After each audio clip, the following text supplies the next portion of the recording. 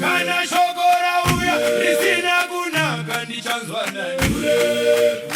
Dai ndine mapapiro dai bururuka kudzoka kumusha.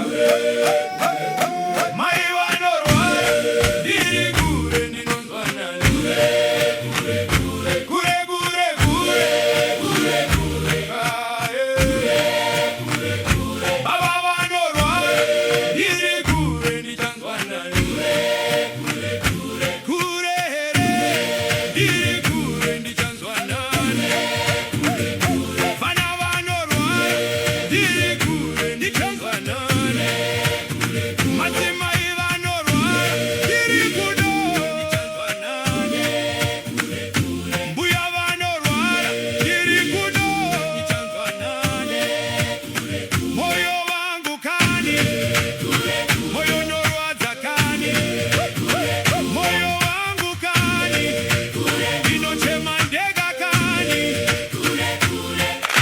Carmelo Anthony had been white, not only would he have not been convicted, there'd have never been charges. This is Old Texas Paul. Hope your coffee's as good as mine. Well, I hope it's better. I really do. Whole thing was a goddamn tragedy, and it was started by the kid that died. But if Carmelo Anthony had been white and the other kid had been black, these same people that are calling Carmelo Anthony a murderer would be celebrating him all over social media as standing up. Yeah. Young man, 14-year-old man by the name of Carmack Belton was his last name. Was chased down in South Carolina. Chased. The guy had to chase him and shot him in the back. Guy that shot him was white. Belton was black. That jury said self-defense because he was white. The only reason Carmelo Anthony was convicted was because we are a broken, fucking, bigoted country, and Carmelo Anthony was black. Any other way you slice this, it would have been self-defense. We are that fucking broken. People online are saying, I don't understand why everyone is mad, and keep your hands to yourself, it's simple. He needs life. How wasn't this murder? The primary issue here is not specifically his guilt or innocence. The issue is why this system keeps finding nuance when sentencing some people and using a sledgehammer when sentencing others. Carmelo was 17 years old when this happened. He was convicted and sentenced to 35 years. But Kason Allison was another Texas teenager in another fatal school stabbing. And he was also charged with murder, but he got convicted of criminally negligent homicide and got 10 years. And Jesus San Miguel, another Texas teenager, another fatal stabbing, he was found guilty of criminally negligent homicide, but he got 10 years of probation and 30 days in jail. So it's not just did Carmelo stab someone. The question is, why does one teenager get treated like a murderer, another like a tragic accident, and another gets sent home on probation? And before somebody performs their little, why does everything have to be about race routine, the U.S. Sentencing Commission found that black males receive longer sentences than white males. So this is not imagination or race baiting or people just being dramatic. It's data. And since it's relevant, a burning cross was found in Grant Park in Chicago today, in broad daylight. So spare me the fairy tale about how racism is over and people are overreacting. And the cowards that burned that cross, they didn't stand there proudly. They didn't make some brave public argument. They lit the cross and ran, because that's what these people are. They're fucking cowards. They want the intimidation of racism without the accountability of being racist. And that's the country this Carmelo conversation is happening in. So when people look at a 35-year sentence and compare it to a white teenager who got a lesser conviction and lighter punishment for the same crime and say something is wrong here, stop pretending like you need a law degree to understand the point. The point is fairness. The point is consistency. The point is that justice and sentencing should not come with an adjustment based on race. Fair sentencing should not be a partisan issue. It should not be controversial to say that two kids who commit comparable crimes should face comparable consequences. And if your response to that is anger, maybe you should ask yourself why fairness pisses you off so much. To my beautiful and amazing royals of Africa, Mbolo Animadia Royals, this is your queen, and Ngningone II of the name, 17th generation crown queen of the finds and of the beautiful and amazing diasporan Africans. also known as the immortals. Thank you, my people. Thank you for coming back for another video at Nubia the Path to Return, the home of the African royals. All right, so thank you all for all your wonderful birthday wishes. Thank you for all your gifts. Thank you so much, my royals. Thank you for loving your queen. Your queen loves you back. All right, your queen is on her birthday vacation. But nonetheless, I'm channeling a very powerful message that I need to share. I don't know when my editing team will get it out to you. I hope it will be on my birthday or the day after. All right. Shout out to Teddy, who helps me so much with the editing of the videos and making them look all nice and all. Thank you, Teddy. Your queen loves you. Okay, my beautiful people, so today we are going to talk about covert evil, its different forms, how to avoid it, and how to remedy to it once you have fallen victim of it. All right, so the first part, we will cover a kind of covert evil at what I call at a state level. You would see what it looks like, and as you could see on the thumbnail, Juneteenth is a form of covert evil, and we will thoroughly discuss why on this channel. Okay, my loves, so before we dive into the heart of the topic, what is covert evil? Covert evil is simply hidden evil, masqueraded evil, secret evil, undercover evil. All right, so it's an evil that doesn't appear evil, but nonetheless it's evil. This is what makes it very dangerous, very destructive, because it's hidden. That's why they call it covert. All right? They call it covert because it's hidden. It comes looking one way, but surely behind the whole thing, it's another thing. Now we need to think about why the need of making it covert. Because it's very destructive, it's very dangerous. It's the type of evil which requires the active participation of the intended target. Yes, my children, it may sound bizarre to you, but it's a type of evil which requires the intended victim, the target's participation in order for it to be fully effective. And since the dealers or the distributors of such evil know that they will not find willing participants, because anybody in their right mind will not participate into anything they know will destroy them, or they know will destroy somebody else, right? So they lure you into it. That's why it's called covert evil, hidden evil. It has a hidden intention behind it. They have to lure you into it. Okay? They have to lure you into it. They have to kind of set you up for you to participate into something which will eventually destroy you or destroy another person. And we will discover how. It is also binding. Yes. Since it requires your active participation, if you participate in it, it's like you consent in it. And consent is binding. So people will lure you into a contract you have no knowledge of when you participate in covert evil. Covert evil, it's a popular method of destruction used by sociopaths and narcissists. And any sociopath or narcissistic society, they have these booby traps around everywhere. Why is it the preferred method of destruction used by narcissistic and sociopath individuals? It's because it leaves their hands clean. The intended victim is actively participating in the destruction of somebody else or their own destruction. The narcissist or the sociopath walks away scot-free. Yes. All right? That's why it's their preferred method of destruction of people, of things, of organizations, of countries, and stuff like that. Because it requires the intended victim active participation, and it leaves their hands clean. And don't you think they would love that? Of course. In the first case, the first example I will take here is covert evil at the state level.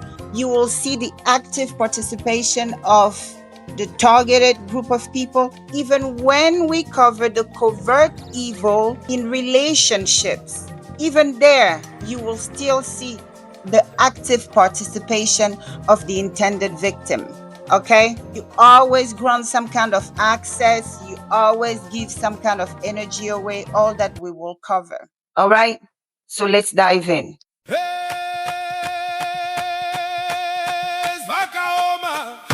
Zvakaoma kana uri kure moyo unoramba uri kumusha kana shoko rauya risina kunaka ndichanzwa nani dai ndine mapapiro dai pururuka kudzoka kumusha mai vanorwara ndiri kure ndinonzwa nani kure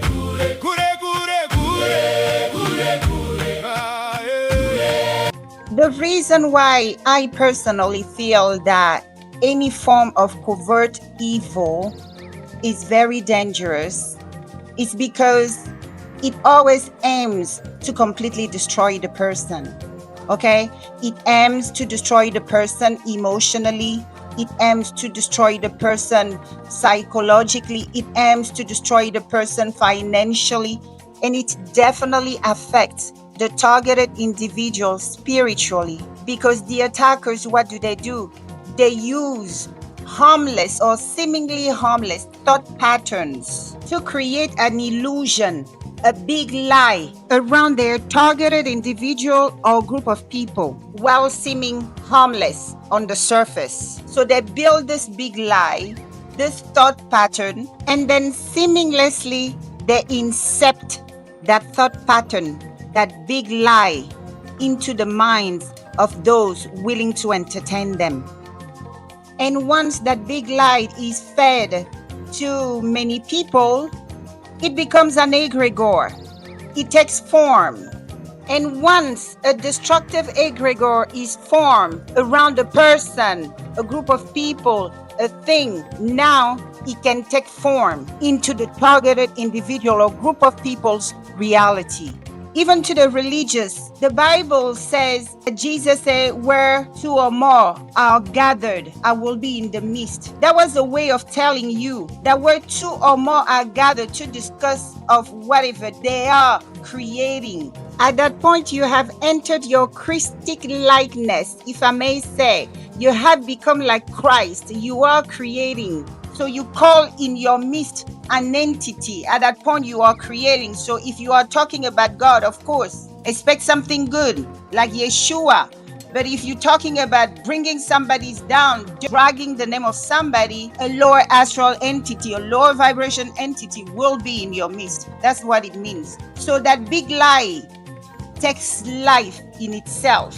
So before you know it, a destructive egregore is created that the participant, the victims, or the targeted individuals are unknowingly feeding. That's what makes it dangerous. Now, when it comes to Juneteenth, they say it's the celebration of the emancipation of our people. Emancipation from what?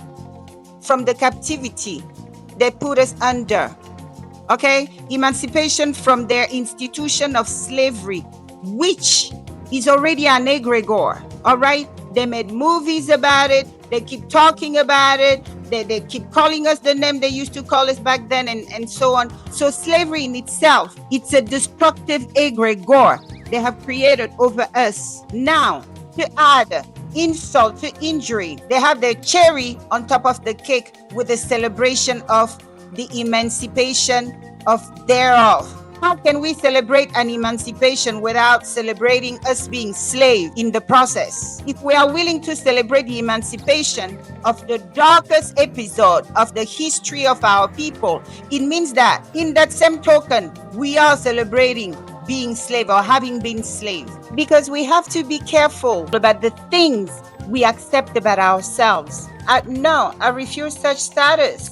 Okay, we were enslaved Africans, enslaved dignitaries, royalties, priests. We were nobody's slave. We were captured and enslaved group of people. Now it's a whole different bargain to put in your mind that you were ever a slave. That's different. I don't know about you, there's no slaves in my bloodline. My forefathers' stolen children were enslaved royalties. The slave master didn't have the power to make slaves out of them. So I can't celebrate their Juneteenth because they didn't make anyone in my bloodline slave. They captured them, they enslaved them, but they didn't break anyone into a slave. The Juneteenth celebration, yes. What is Juneteenth about? Commemorating what? Commemorating the darkest timeline of the history of the African people, right? They made it what? A celebration. And who celebrates it? It's not the white people celebrate it. It's our people. So what our people don't know, that Juneteenth is an egregore the former masters have created, an egregore of slavery. I talked about egregore on this platform, but this time around, let me bring our beautiful Dr. Torchi. She's here on YouTube. She will break it down to you. What is an egregore? Let's watch her. Hi, this is Dr. Tochi, and I want to do a recap of some of what we covered over this weekend on Jesus the Egregore. Now, first of all, we need to understand what an egregore is, okay? We are going to explore egregores, what they are, how they're created, and why they matter for your spiritual freedom. This is our foundation, because without understanding egregores, you cannot understand the spiritual structures that shape your daily life. And yes, this includes the Jesus egregore we'll be unpacking shortly. But let's start with the basics. What is an egregore? An egregore is a kind of collective being. It is not born from nature like a mountain spirit or a river goddess. It is not a divine being that exists in its own right. Rather, an egregore is created by people, especially those who are well versed in metaphysics, mysticism, and occultism. When enough humans focus their thoughts, emotions, and rituals, their specific rituals for creating egregores, on a single figure, symbol, or idea, this thing takes on a life of its own. That shared devotion creates a sort of spiritual thought form. Think of it this way. Every time you pray, sing, march, or even think about that figure, you add energy to the collective pool. And over time, that energy gathers, condenses, and begins to behave like an independent entity. So that is an egregore. Now, here's what makes egregores so powerful. They tend to feed on attention, belief, and ritual. They can influence thoughts, decisions, and entire nations. Okay? And once created, they just don't sit passively. They act in the world, seeking to survive and spread. Okay, so let's make this real with some examples. When we look at nations, every nation has an egregore. Think about flags, national anthems, ceremonies. These are things that stir emotion, pride, even a willingness to die for that symbol. This is not just patriotism, it is feeding a national egregore. Another egregore is money. Money is paper, numbers, and metal. But collectively, we have charged money with power over life and death. We have fought wars over money. People bow down to money. That is an egregore. Celebrities. Fans pour attention, love, and even obsession over a single figure who is a celebrity. That figure now becomes larger than life and sometimes even destructive. That is an egregore. So now imagine what happens when billions of people across centuries focus their prayers, worship, fear, money, music, and fasting on a single figure. You begin to see the scale of what we're talking about here. This is why egregores are not just ideas. They are living structures of spiritual energy.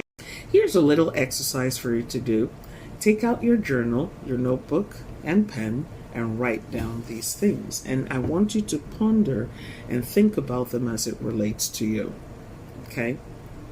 What egregores am I currently feeding, knowingly or unknowingly? Which one of these align with my spirit, and which ones feel like a drain? Because remember, egregores can be helpful and they can be unhelpful. What would my life look like if I withdrew, if I pulled back my energy from these egregores that I'm feeding in my life? And write down your answers to these questions. This reflection is very powerful because it begins the process of discernment. Okay?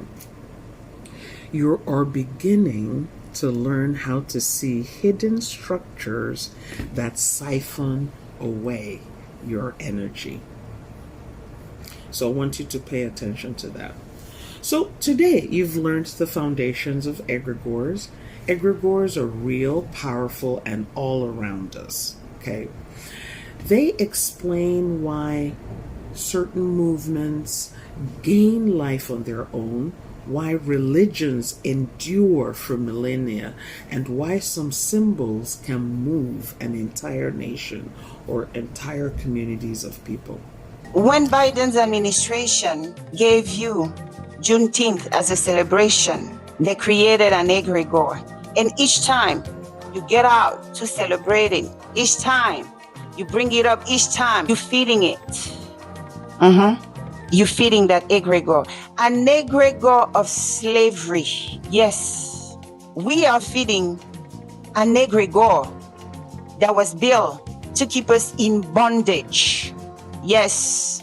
And that is very destructive to our collective. Evil in itself, it's so covert that on the surface, it appears to be just a celebration of, the end of captivity for our ancestors, but no. A celebration of the end of slavery, emancipation from what? From slavery. Okay? We were not their slaves. We were enslaved Africans. Be careful with what you ingest into your spirit about yourself. There's a huge difference between an enslaved individual and a slave. An enslaved individual doesn't belong to the slave master. A slave belongs to the slave master. Body, mind, and soul. An enslaved individual doesn't. In you guys' case, you guys are enslaved Africans. It was through the means of war. After our kings lost the war, it was literally over the dead body of our forefathers they acquire you. Okay? So, you are a POW. A POW still belongs to his homeland. And in addition, a POW can be retrieved. A slave cannot be retrieved because a slave is an outcast. Okay? Only outcasts were made slaves in the land of our ancestors. Okay? A kidnapped individual is not a slave because you can kidnap anybody and enslave them. It doesn't make them your slaves. They don't belong to you. You guys are POWs, prisoners of war, who were forced into labor. It's a big difference than someone who's outcasted by his own people and then sold into slavery. Okay, our kings didn't receive no money or gold over your head. It was over their dead body they acquire you, so you are not a slave. In addition, what good of a celebration could we get from slave masters who, after granting us a so-called holiday marking the emancipation of our people, stood before the world and told the world that what they did to our ancestors is not a crime? Really? When you look at their so-called celebration or so-called holiday Juneteenth, Not only they made a big lie about it, because it's not about our people being emancipated, it's about our people enforcing the emancipation order. They are the one who went down to Texas and told the people, the governor there, hey, let our people go. They're supposed to be free. So not only they made a big lie around it, they took the honor which was due to our ancestors and gave it back to the government. All right, this is where it gets very embarrassing. The former masters, they can throw their little monkey wrench, but it seems that our people always fall for it. So here we have the descendant of the enslaved Africans and their stupid African cousins feeding that egregore, a very destructive egregore called Juneteenth. The slave masters have thrown over us.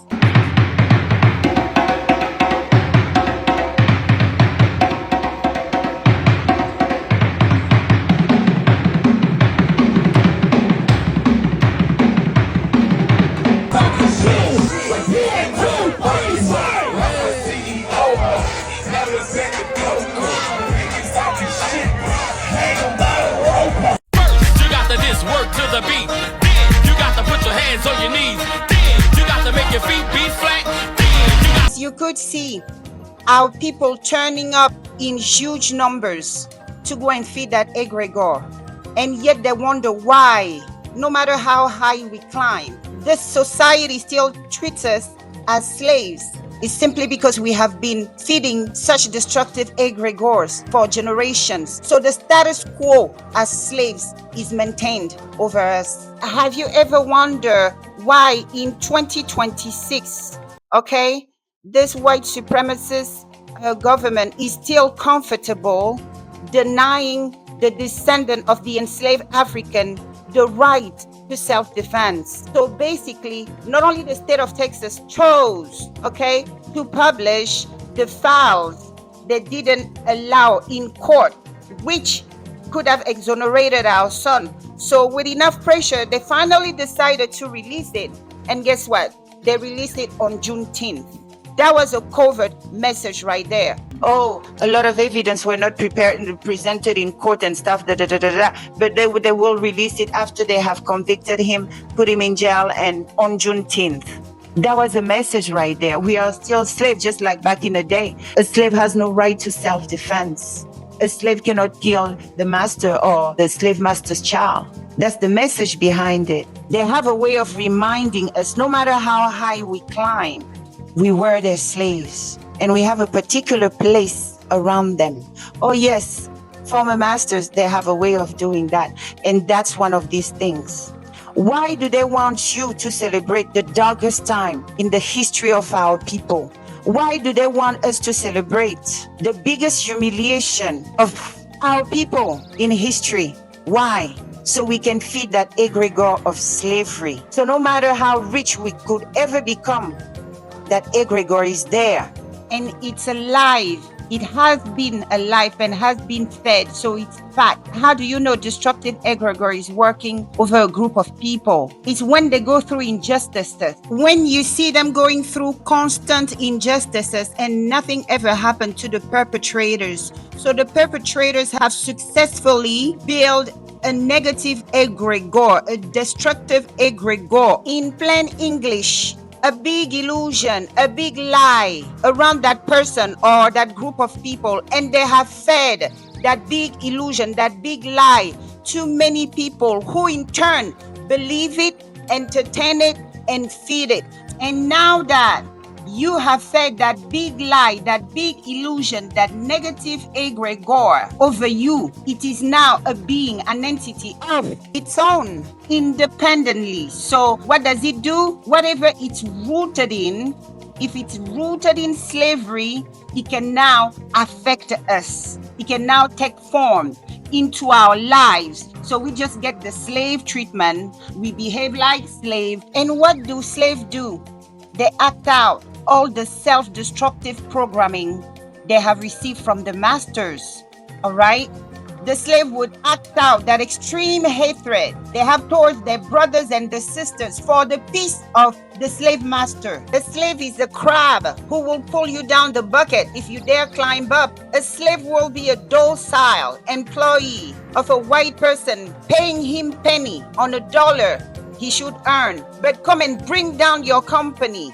You as a black person who has created a safe environment for other black people to work at, because he's programmed to do that. They destroyed the community leaders. They destroyed the strongest ones of them. Anything or anyone that could potentially set them free, they go after it and they destroy it. That's a slave. That's what these egregores do. All right? So those of you who act like slaves, you know exactly who I'm talking to.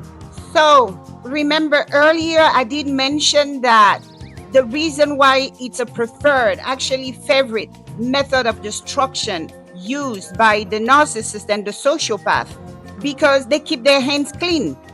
And this is the case because on the surface, anybody looking, they be like, well, if black people have suffered enough, why don't they stop killing each other? Why don't they stop robbing from each other? Why don't they stop taking out their most powerful women, their most powerful men? On the surface is black on black crime going on in the black community. But all this is really ruled by fat egregores. Our people have been feeding for generations after generations. Okay? It's counterproductive spiritually when you are empowering the same weapon used to destroy you. It's a battle you can never win. Everything they go through that is unfair, that is unjust, the perpetrators get away with it. It's just accepted by the universe, the world, the people around them. Other people even join the madness in perpetrating more injustices against that group of people. They will remind you in court. They do that all the time in front of us, and the world just sits down and let it pass by. It has become normal for us to never get justice. When it comes down to pass down the wealth, okay? You are nobody, you are nothing, you are a slave. You don't own anything in the land of your former masters. So what do? Any one of our sons who achieved great wealth, they bring him down, they accuse him all kinds of things, throw him in jail and take back everything. It's because these egregores are very much alive in America. It's because we have been feeding such destructive egregores. Somehow, one way or another, unknowingly, okay? That's why the universe stays silent, Zambia stays silent, nature stays silent as we go through injustices on daily basis.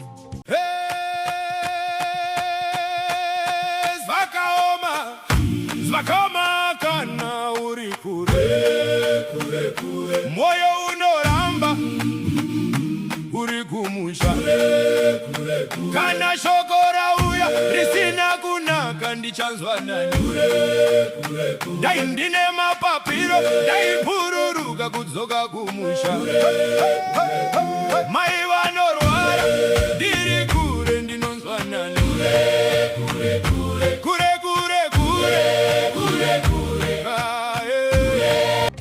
Democrats, the Democrats is supposed to be what? The party of the black people, right? It's supposed to be the party that is not racist, right? So to speak, the party that gave us a black president, isn't it? Yes, but the Democrat, Biden's administration are the one who brought that nonsense, okay? Build an egregore of slavery over our heads. So if you were celebrating Juneteenth, please don't do that anymore. We're no longer feeding egregores. Because, yeah, you are making us stick with that. We are not slaves, okay? Slavery was an episode in our timeline. It was just a very dark timeline. We didn't start with slavery, nor will we ever end with such thing, okay? We don't feed that egregore. It was very humiliating for our ancestors to be dragged out of their homes across the ocean naked for the world to see and for the world to buy. We have no business commemorating it. They don't commemorate their defeat. I don't know why they're asking you to commemorate yours. Most cultures around the world, they are wise enough to know that they only celebrate victories. Okay, Russia have that victory day, the day during which they gave a deserving beating to Germany, chased them beyond their border, and went and seized part of their lands. Okay, that's an egregore of victory they celebrate every year. If you wonder why the Russians people are untouchable, these are the kind of egregore they feed. Okay, I doubt that Japan celebrate getting nuked by America. Now, as you know, the state of Texas has claimed the freedom of our Prince Carmelo Anthony, all right?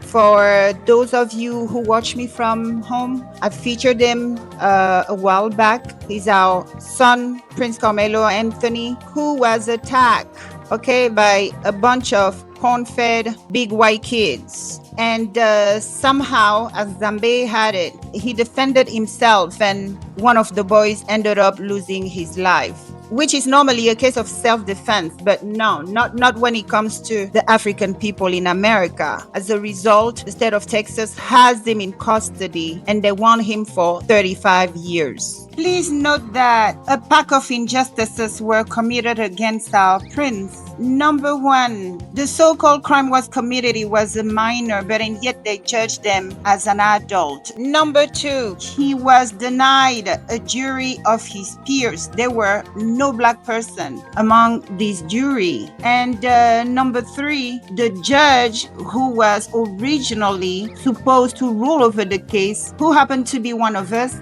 they made sure they kick her out of the case and bring forth a judge who supposedly, allegedly, has ties with the family of the bully. Yes, it's annoying, but I'm going to say this about it, and those with ears will hear. I hope that only those with hear are watching me.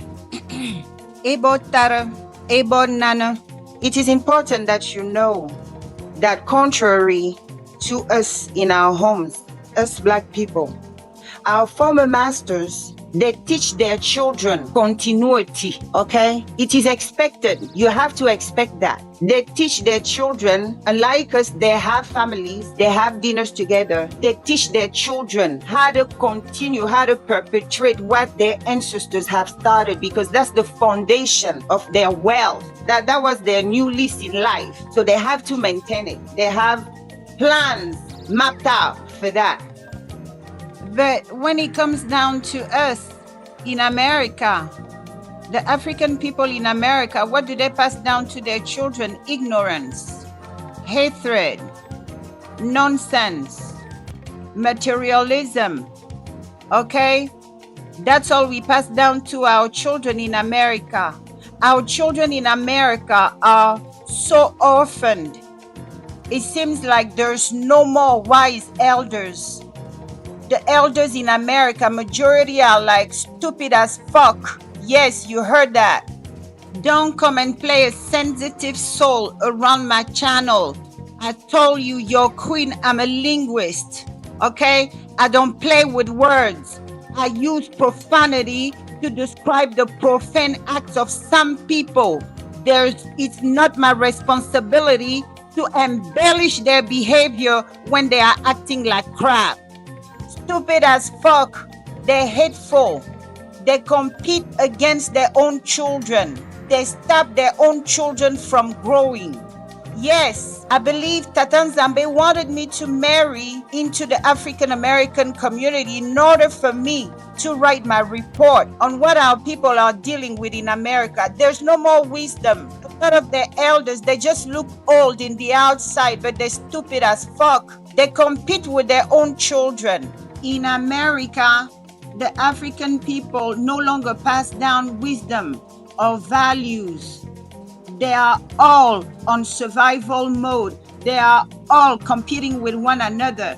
I mean, this is what's going on.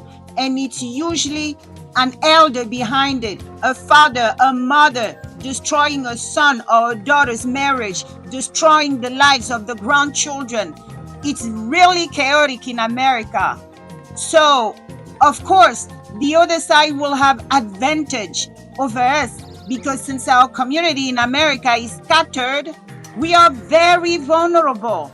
And anybody can make of us that which they want. It starts from the family, it starts at home. That's how they can get away with denying us rights such as self-defense. We don't teach our children resistance, because if we did, our community wouldn't be so scattered, because we don't.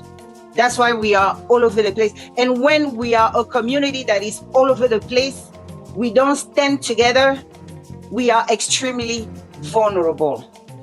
Extremely vulnerable. In addition of the fact of being what? Kure, far, far away. Yes, because whether you want to accept it or not, this is not our home. They have a way of reminding us that. And this is one of the cases. So basically, they're telling our people in America, if a white person wants your life, you have to lay it for him to take. So they ensure continuation, whatever the word is, of what they started, while our people feed their children with schemes, with evil, with nonsense, with designer clothes, with stuff like that. I need to let you guys know that the former masters know you guys more than you know yourselves. In the case of our prince, they know he's a son of a king. I know leopard bloodline when I see one. They know, you see the prince, he had his future perfectly mapped out, just laid out. And they had to dispatch one of their boys to make sure they get him out of the race. That's how they eliminate those bloodlines. They know who are panthers, they know who are leopards, and they know who are lions. When you see such big injustices being perpetrated on a small boy, why was Texas flexing so much on our son? Because they know who he is, a son of a king, a leopard. They have a different energetic signature. They just stand out no matter what. So they knew he was a leopard, because such a little skinny boy didn't need 4 fat, corn-fed boys in front of him. So they knew who they were going after. They knew he was a son of a king, a leopard. So they came ready. These boys knew who he was. I wouldn't be surprised. They knew, because he's a small kid, you know, he's not, as you could see, he's not of a big frame. But these guys pull up on him. I heard they were like total of 4 standing around him. As the leper has it, yes, something took over. Yes. And they met the leopard spirit. They did. A leopard is a leopard, and he would rule in any jungle it finds itself in. Even if you snatch him and drive him an ocean away from his natural habitat, a leopard is a leopard. And the leopard spirit doesn't get deployed unless we are facing imminent danger, matter of life and death. That's why his ancestors deployed the leopard. And as you could see him breaking down and crying afterwards, right? Because at that point, the spirit had gone. He now realized, oh, I killed this bully. And what did our baby say? I told him to stop putting his hand on me. They were putting their hands on me. So don't touch royalties without divine clearance to do so, whether physically or spiritually. Doing so could bear deadly consequences, generational consequences for such disrespect. Kana shokora uya risina kunaka ndichanzwa nani dai ndine mapapiro dai pururuka kudzoka kumusha mai vanorwara ndiri kure ndinonzwa nani dai ndine mapapiro dai pururuka kudzoka kumusha mai vanorwara ndiri kure ndinonzwa nani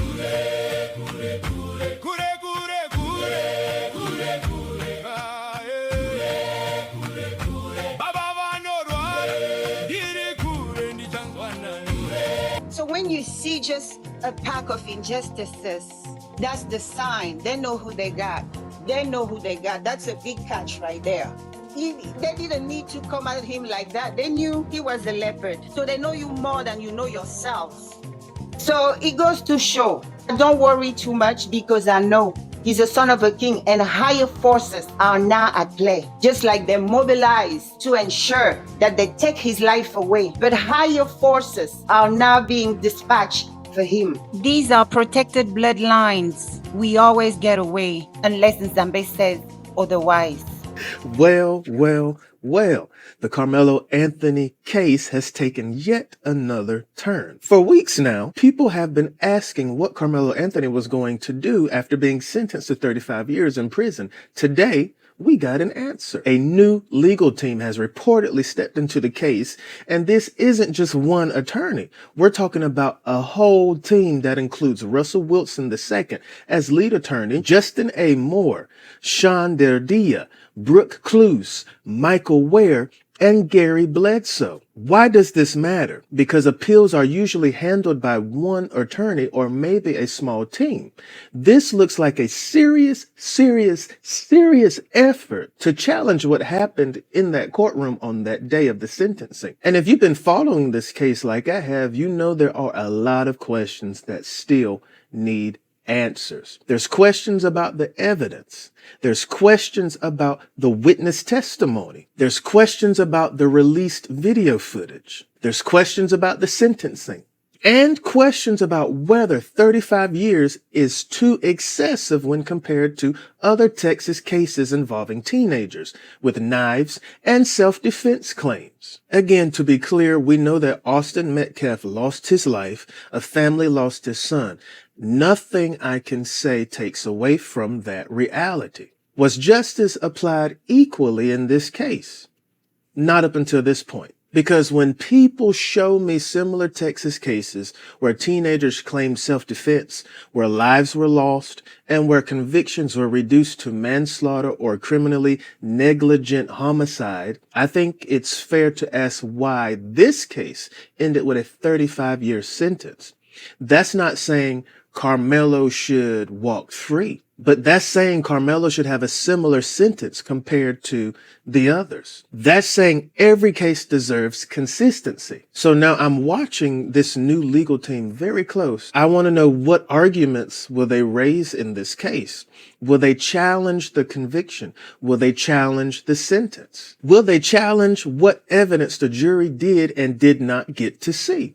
Because one thing is for certain here. The trial may be over, but the fight over what happened in that courtroom is far from finished. Okay, I would like to go ahead and conclude on today's message. So, yes, if you are an African born in America, an African American by definition, who honors his or her legacy and his or her ancestors, please do not celebrate Juneteenth. Okay, let's not do that. We have covered. It's a malignant egregore rooted in slavery. Okay, instead of building malignant egregore or feeding malignant egregore from the former masters, we need to build egregores of victory, egregores of unity, egregores of peace among one another, egregores of growth, not destruction. Okay. And I would like to take the opportunity to answer to the email of one of our daughter.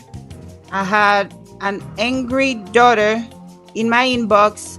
She sent a very long email expressing the fact that she didn't like my last video. I mentioned something about stupid slave movies. Okay, she doesn't understand why I speak like that of slavery. She feels that I'm completely detached from their pain, that I don't feel their pain.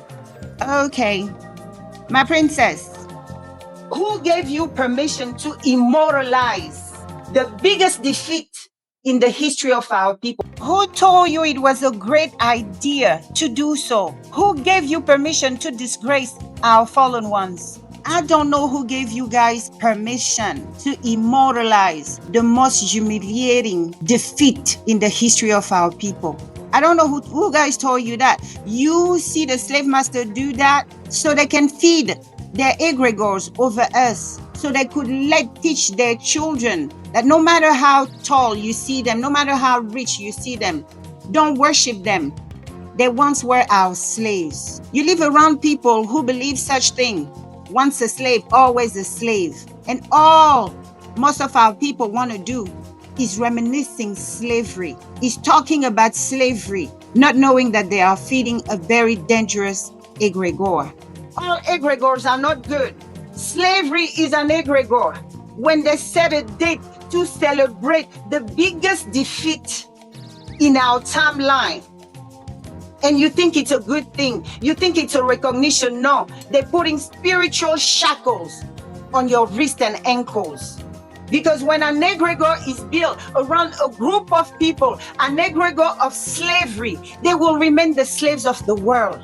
And now they're even recruiting other nations to join them in lynching us. The Chinese man or whatever just got away with unaliving one of our kids. So no, don't celebrate it. Okay, you don't see them celebrate their defeat. Huh? I want to see a movie. And since you mentioned the slave movie, where is the French production of the beating our people gave them in Haiti? Our people, if it was a white people's story, they will have gazillion movies about the history of Haiti. You know how gangster what our people did over there? We are the ones who don't lift up Haiti the way we should lift them up.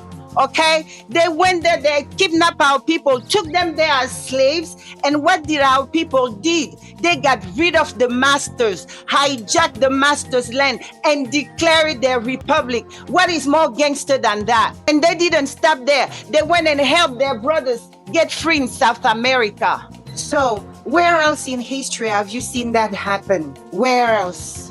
Former slave conquered the land of the former masters and gave the former master a beating. And mind you, Napoleon's army was the greatest army according to them. And so they met our royalties, yes. And it doesn't stop there. My grandfather told me this, that the victory of Haiti broke the chains because their plan were to make of us perpetual slave. So one of our captives had to rise and break free. That's why they're stomping on Haiti. You guys need to praise Haiti, help Haiti. Yes, because all the bloodshed that it took for that freedom to happen must be acknowledged, and even more important, must be honored. Okay? Until Haiti is stabilized, none of our nations in the diaspora will be stabilized and live fat and just be, these bosses they are called to be. None of that will happen. None of us will be stable. You have to understand universal law. If they have generation of ungrateful idiots who even said that they're not even their children, more calamity will come our ways. If it was a white people did, they'd be immortalized. I mean, all the countries will have memorial of that. I mean, we will breathe that story, eat that story, drink that story, and burp that story. Yes, former slave beating the greatest army of the time. So that already proved that they were military genius. That was not only that, they traumatized the former masters. Yes, traumatized the hell out of them, so much so that there were no reinforcement. Yes, they are world heroes to any group of people struggling any kind of bondage or oppression. Yes, they are high up right there, and we need to praise them. But what we do, we sabotage them. Since we are a group of people who seek to destroy the strongest ones, that's why we spit on Haiti. That's why we go and stand out in the cold, petitioning for the mayor of Chicago not to help them. Yeah, and things, when you look around, things just keep getting a little worse. It's not a coincidence. My people, even when President Trump decided to remove the teaching about slavery in schools in America, take it as a blessing in disguise, okay? Because their version of slavery and what had happened always portrayed this weak group of people. All the revolts just seemed to fail and all. Well, we know in reality that wasn't the case. Okay? That story, that version of slavery, they can keep it for themselves as far as I'm concerned. Their version of slavery and the African people is basically selling us to the world as this group of people you can enslave and trust and believe they pose no problem. Well, it's a big lie. Yes, it's a big lie. Yeah, so in my opinion, let them have that story to tell. I mean, either they will tell the whole story or they just don't tell it at all, because they also need to include the story of the resistance of our people who was wiping them out in their homes and stuff, you know, shutting down whole plantations. Some of these stories are popping out. They need to teach that. If they will teach slavery, that will be a more accurate portrayal of who we are, because all of us are not the species you can just capture and do anything and anyhow. Okay? Some of us are very dangerous. You capture us, it's the end of your life or ours. We won't party like that with you. You understand? So we need to heal from the demon of slavery. Yes, because in order for the shackles to come on us physically, it had to go through spiritually. So we need to kill that demon first. Celebrating slavery, watching slave movies. I don't see any of you making movies of the beatings you got. I don't see any of you immortalizing your failure, your darkest time in your history. But you guys love to immortalize our people being dragged out of their homes, stripped naked, and dragged around the world for the world to see and buy. Because you guys have become as morbid as your former masters, because you guys want to milk the suffering of our ancestors without ever granting them any honor. That's why we are suffering. May Nzambe help us. So that's the end for today's message. Next, we will cover covert evil in relationships. Until then, peace in your homes, love in your heart, and unity. Joli manto, foyente jolila. Le sang ne vaut rien. Rien ne vaut le sang. Africa sud jamana. Balima kelembe, balima kelembo. Nigeria, Gabon, Ghana, Cameroon. Anyemana boyoro, minyana bana tara jansa udunu. Niko, Nigonya, Niube Muna. Yere la di Africa den, itariku fava te di mila. Afaba ni masaya uye. Nikeba, saunjata, sanuni du sukasiu. Mka ukaichi checha. Ukei la iche kei besan. Apaka ikei togobo. Segregation kei don kosu. Tulibora kulu miula. Townshipu, farikolu ye mogo kambolola.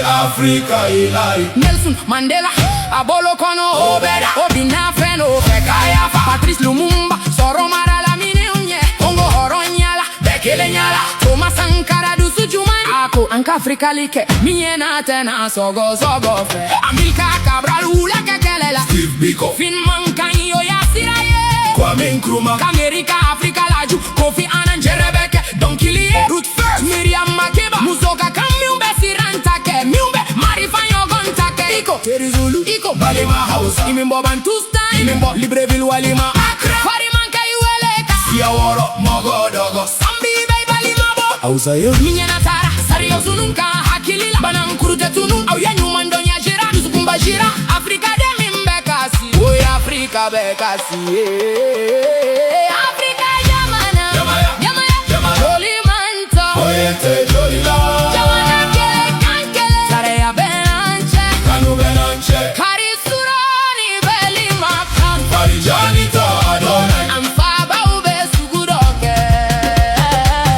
Africa ilari. Anka Jolibo, Kajan